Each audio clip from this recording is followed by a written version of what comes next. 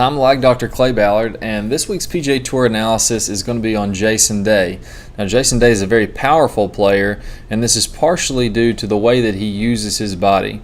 So you've heard me talk about before how the hips do not create a lot of club head speed, but what they do is they support the lower body and allow it to create club head speed. So the hips work in a specific manner to help that energy be transferred through the body and deliver that energy to the club and to the ball. We're going to go over that today.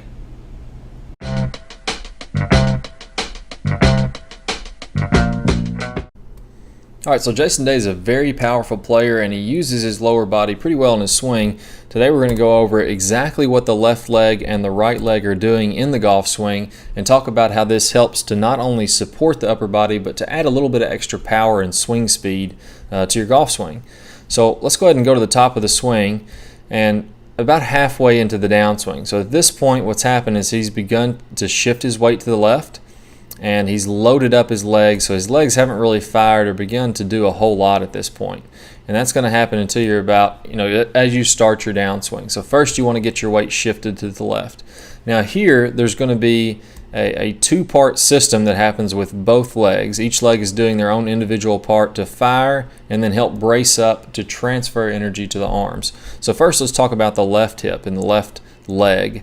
Now what it's doing is it's moving up and back. So if you can imagine Jason's spine is here, well this hip is moving up and behind his body. So it's moving away from the target and behind his spine. Let's go ahead and watch that motion as he starts to make his swing. So here the left leg starts to fire and it moves behind his body. The left hip is moving back away from the target. And then let's take a look now at what the right hip is doing. So the left hip is moving back and away from the target. The right hip is moving forward and toward the target, so it's driving a little bit as he starts to put some pressure into this about halfway into the downswing. So now you can see that that right leg is extending as he's coming through, and it's actually moving toward the target. So the left hip is moving back and away, the right leg is moving toward the target. And let's take a look at this from down the line and go a little further into detail about how we slow down the hips to transfer energy to the arms.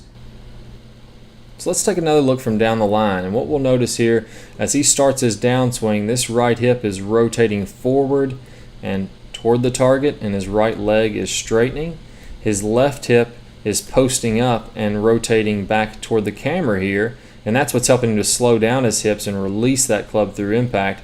But those work together as a 1-2 punch. The left leg posts up and drives back toward the camera. The right leg drives forward just a little bit, and I do see a lot of people that overdo this right leg drive, so be sure that you're not spinning wide open as you're doing this and your shoulders aren't really open as you're doing this. But the right leg drives a little bit forward, and those provide kind of a 1-2 punch for the hips and allow those to rotate around. Now last little thing I want to talk about here is I want to notice just how much great extension Jason Day has here, and you have to be fairly flexible to get this much, but this is kind of something that you'd want to aim for kind of on a smaller scale. Notice how high the club is all the way off the screen here. Notice how both arms are almost dead straight well into the release. Well, that's going to allow him to get speed from the body out into the arms, and he's really letting those arms fire down or fly away from his body down here at impact and get speed in the arms. So the longer you can get those arms in the release, the more speed is going to transfer out to the club head. So Jason has a fantastic swing, a lot of really good fundamentals as far as how to produce some club head speed. So if you're watching this on YouTube, I want to take the time to thank you for watching this video. Rotary Swing students truly are the greatest students in the game, so thank you guys, all you guys out there that are watching our videos. And I want to provide this bonus video as a bonus to you guys. If you want to go ahead and click the link in the bottom right at any time to watch the entire video, you can do so when you sign up for your free membership. But here in just 1 second, a free video, usually only available to premium members, is going to start playing, and you can watch the first half of that video absolutely free of charge. If you'd like to see the whole thing, just go ahead and click the link in the bottom right. Also, if you'd like to subscribe to this channel to find out when new videos are coming out, go ahead and click the link in the top left and you can subscribe to this channel. So I look forward to seeing you guys in the future, and good luck with your golf game.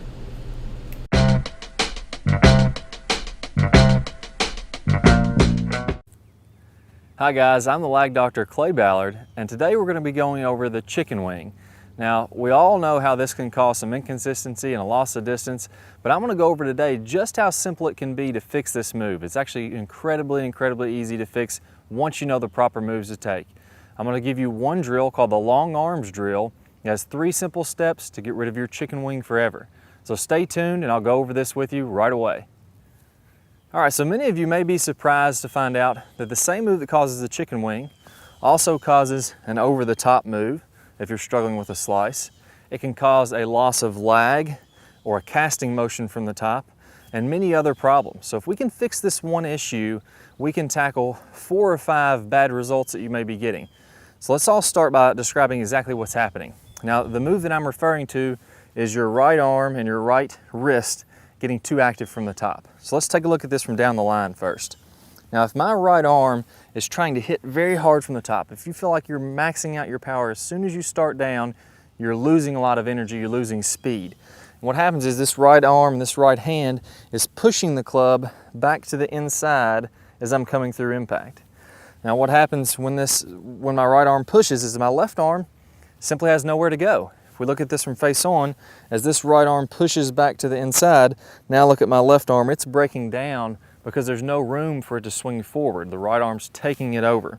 So if you're hitting balls from down the line and you watch your swing and you notice that as you're coming through impact, your hands quickly disappear back in behind your body, this is exactly what's happening. Your right arm is too dominant. So let's go ahead and get started with the first step of this drill that's going to allow you to move your left arm correctly. That way that your right arm can be a little bit more passive and you can get a ton more speed. Okay, so the drill we're going to be working on today is called the long arms drill. And it's called this because we're going to be extending our arms through impact so that we can fully release the club and get a lot of speed. Now, for those of you that struggle with a chicken wing, as I mentioned before, your arms are getting very close to your body, very short arms. I call this alligator arms sometimes because you're not extending your arms. We're going to teach you how to get those arms nice and wide in this drill. So the first step, we're just going to use the left arm only. What I've done here is I've set an alignment rod down, will be on my toes, and it's going down toward the target in the distance that I'm going to be hitting balls toward. Now, first we're not going to start out hitting any balls, we're just going to work on the left arm. And I've placed another stick here a few feet in front of the alignment rod on the ground. That's going to allow you to be a checkpoint for you here in a second once I explain what we're going to do. We want that to be directly in line with the stick on the ground. Okay, so let's go ahead and set up here. You're going to put your feet right on this rod. You're going to stand probably about 4 or 5 feet from the stick that's in front of you here. Now, all I want you to do at first is put your right hand behind your back, and I want you to swing just with your left arm and make sure that your left arm fully extends as it's coming through the release and it's staying on the right side of this stick. So as we mentioned before, if you're chicken winging, if you're pushing too much with your right hand, it's going to be driving this club back into the left. So you see if I did that here, I would either miss this stick or I would swing all the way to the left side of it. So I'm going to scoot up here a little bit more and show you what would happen. I would whack into this stick if my right arm's taking over. So I want you to first do about 50 repetitions just swinging your left arm, half swings, making sure that your left arm fully extends and stays to the right of that stick. Now, 2 things I want to concentrate on here is number 1, I'm going to stay in my posture. So I don't want to be standing up out of my posture as I'm releasing this club. I want to stay in my posture so that I make sure I'm going to be nice and consistent through impact. And number 2, I want to make sure that my shoulders stay square to impact. So I don't want my shoulders to be spinning open. That's another cause of getting too right arm dominant and swinging to the left. Your shoulders are going to want to open up. So let's go ahead and do about 50 repetitions, just swinging through half swings, making sure that this club stays to the right of the stick. Your left arm's fully extended. I'm staying in my posture and my shoulders are nice and square. So if I look from the other angle, this would be the same positioning of the stick here. As I come through, I want to make sure that my left arm is nice and straight as I'm doing this. So I'm fully extended with my left arm. All right, now that we've learned how to use the left arm correctly, let's start to add the right arm back in. As I mentioned, the right arm is the cause of a lot of these issues. So we want to have a very light grip at first. Feel like the right hand is very loose as we start to add it to the club. So as we grab the club with the right hand, I'm barely going to feel like my fingers are touching this club. And for the first part of this drill,